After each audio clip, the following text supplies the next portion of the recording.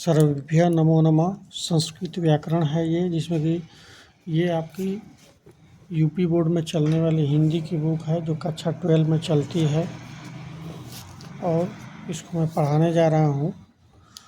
संस्कृत व्याकरण है संधि, समास, प्रत्यय और विभक्तियाँ, वर्ण विचार। संस्कृत शब्द का अर्थ है संस्कार की हुई, परिमार्जित, शुद्ध। भाषा के संदर्भ में संस्कृत शब्द से साहित्यिक भाषा का बोध होता है। व्याकरण का अर्थ है किसी शब्द को विभाजित करके उसका ठीक स्वरूप दिखाना। भाषा वाक्यों का समूह होती है।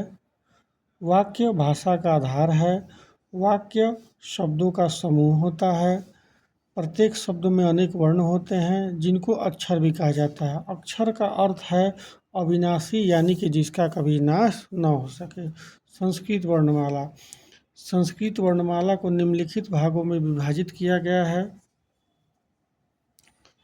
स्वर, व्यंजन, विसर्ग, अनुस्वार और अनुनासिक। स्वर ऐसे वर्ण जिनका उच्चारण स्वतंत्र रूप से होता है उसे स्वर कहते हैं। संस्कृत भाषा के स्वर वर्ण हैं अ, आ, छोटी बड़ी, छोटाऊ बड़ाऊ, ए, ऐ, ओ, आओ, री, फिर बड़ी री, फिर लिरी। इस प्रकार से ये स्वर होगा 1, 2, 3, 4, 5, 6, 7, 8, 9, 10, 11, 12, 13। स्वर 3 प्रकार के होते हैं: ह्रस्व स्वर, दीर्घ स्वर, प्लुत स्वर।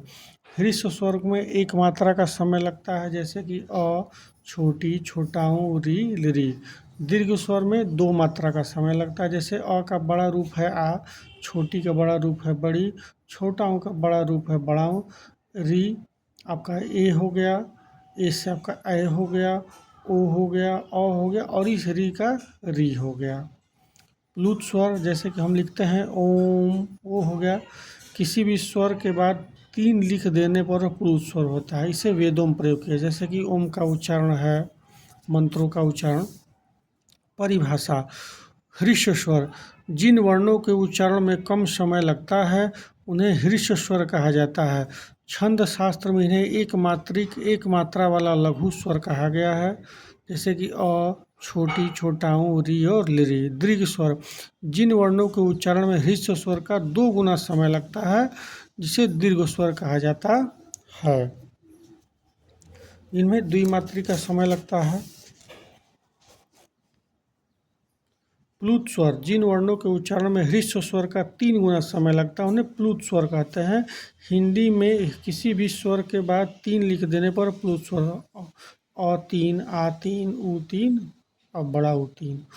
जनरली कई व्याकरण की बुकों में हिंदी में प्लुत स्वर लिख दिया रहता है, जो कि गलत है। प्लुत स्वर सिर्फ संस्कृत व्याकरण में ही होता है।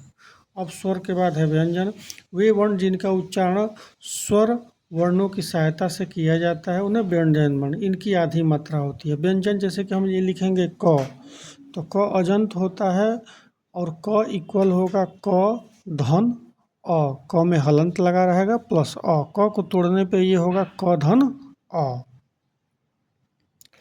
अब है व्यंजन वर्णों के भेद। व्यंजन 4 प्रकार के होते हैं: अंतस्थ व्यंजन, स्पर्श व्यंजन।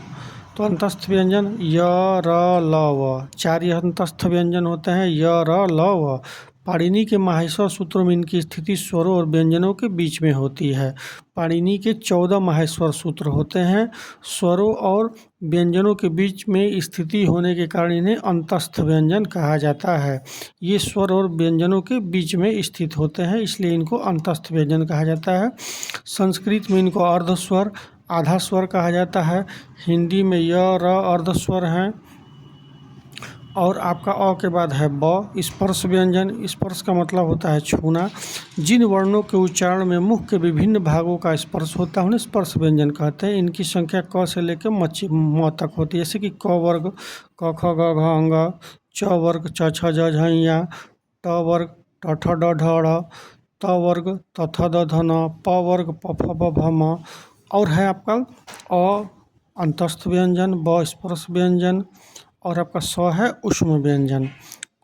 जिन वर्णों को उच्चारण कर ऊष्मा, ऊष्मा मतलब हीता होता है, हीट या थोड़ी सी गर्मी, जिन्हें ऊष्म व्यंजन कहा जाता है। ये 4 होते हैं: तालव्य श, मूर्धन्य श, दंतव्य श और ह।